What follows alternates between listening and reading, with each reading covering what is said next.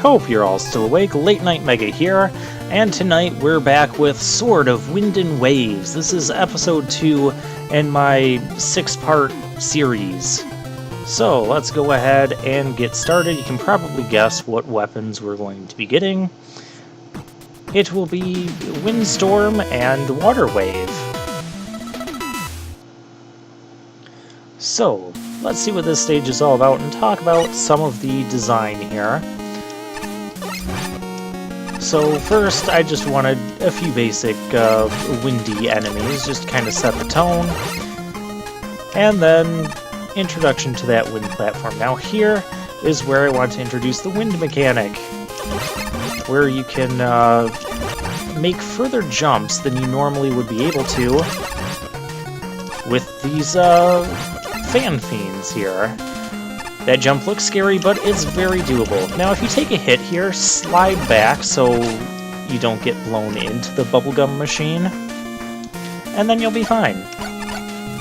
And then we get wind. Now, I put a weapon refill there because, well, Windstorm has a special ability. When you jump on it, or you press the jump button while the wind is coming at you, you can do a super high jump, kind of like the Mega Ball. We're going to use that. Also, in typical fashion of my level design with these stages, as soon as you pick up a weapon, I intend for you to use it. So the best way to use Windstorm, as you can see, is these small enemies. We don't have a charge shot, so when they compact, you can just send them spinning off. And he's just there for fun. So we're going to want to come up here, use our wind jumping technique.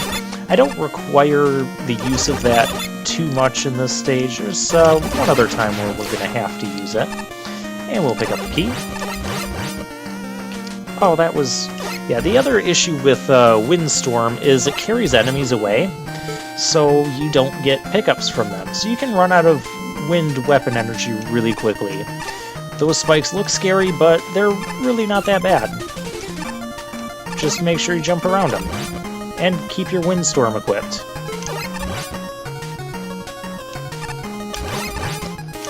Oh, again, I'm missing weapon pickups. That's okay, we'll get more. Yeah, right there. And so, again, I want... if you want the M-Tank, you, A, have to work for it, so there's got to be some danger involved. You got to pick up the key. And there's no checkpoint here. There's a checkpoint down below, so... yeah, basically, I didn't want this to become a case of, oh, well, there's a checkpoint here, so I can just keep trying this M-Tank over and over again until I get it. No. There has to be risk involved. It's an M-Tank. They're supposed to be special. They're supposed to be challenging to get. Oh, hey, there's Water Wave. And there's a bunch of stuff. Let's do that again, but let's make the stuff fly away. I like Windstorm. It's funny. If it's not the most practical weapon, but it's funny. There's nothing down there. I just kind of meant that to be like a drain for this area, aesthetically speaking. Where we want to go... okay, well, I'll show you guys this way first. There's a whole bunch of stuff over this way, but you might have seen we need Water Wave to get through there, and the boss gate is right there. So, let's go get Water Wave. To do that, we first have to come up here, and there's a key up here. Don't worry, you can't slide to the right, there's nothing there. That's, again, just aesthetic. There for aesthetics. Ow. We'll pick up the health. Alright, so this is kind of a big open room. As you can tell, we're in the wave part of this stage. I did want to do more with the fan fiends. Actually, when I originally built this stage, I wanted to do something with wind turbines, and then I found out, hey, this stage, or this Mega Man Maker does not have wind turbines implemented yet, so we can't do that.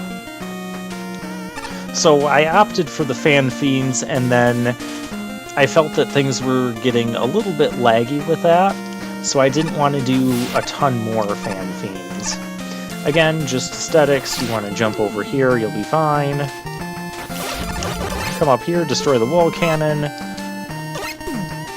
And there's where we have to do the jump again with the Windstorm, and then we can fall all the way down. And we'll blow the kitty out. Oh, Windstorm is so amusing. We get Water Wave now. And then we come up here, where we have to do this. Yes, you heard a quick laser. We're going to use Windstorm, because that's good on those enemies. Water Wave, good for ground-dwelling enemies. I wanted to show off, like, different features of Water Wave. One being its use on the ground. You can also shoot it in the air, as you can see. And it'll just go until it lands on the ground and then spurt those water waves. And then we have this area. We can cool down the fire. These guys are pretty weak to water waves, so we'll take them out. And we get another checkpoint, and then we come back out here. Yay! And then when you're underwater, water waves effect changes quite drastically. And it tears through those enemies. Hey, there's an E-tank up there. You can get that if you go that way. It's... Of course, there's a little bit of danger involved. I don't know why that totem pole does that. I never even hit him with the Windstorm. I guess he was just... he was feeling left out of the windy goodness. And non-traditional boss room. We have a Fan Fiend. We have 2 different ways of using water. Of course, I needed a boss that could shoot projectiles and move around to take advantage of... Okay, come down here. I want to use the other water spurter on you. There you go. So I want to be able to take advantage of water waves, both functions of water waves in a boss battle. And so to do that, I needed someone like Cutman, who could jump around, hit us from either below the water or above the water, and we could use Water Wave in both spots. So yes, that was all for that stage.